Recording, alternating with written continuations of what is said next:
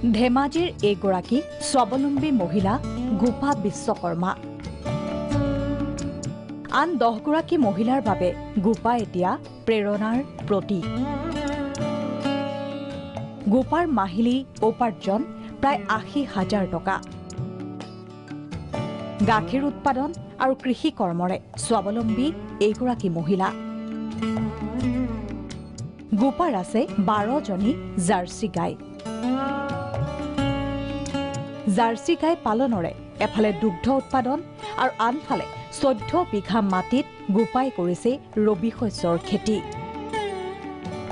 গোপাৰ গো ফাৰ্মৰ পৰা প্ৰতিদিনে 220ৰ পৰা 135 লিটাৰ গাখীৰ উৎপাদন হয়। বৰ্তমান 30 জনী আছে। 3 বছৰ ধৰি কৰি আছো। এতিয়া 150 লিটাৰ। এই গাখীৰখিনি ইমান যে ওলাই আপুনি কিমান মান উপাৰ্জন কৰিবলৈ হেৰি হৈছে আপুনি? মন্থলি 80,000 মান। এয়া গোপাৰ খেতি পথাৰ। স্থানীয় কেইগৰাকীমান মহিলাক লগত লৈ এইদৰেই এই পথাৰত কৰিছে ৰবি শস্যৰ খেতি গোপাই। লগত আলু খেতি কৰিছোঁ। 1 বিঘামান আছে ঘাঁহ খেতি আৰু কবি, বেঙেনা এনেকৈ আমি কেইজনমানে মিলি এই খেতিটো চলাই আছোঁ।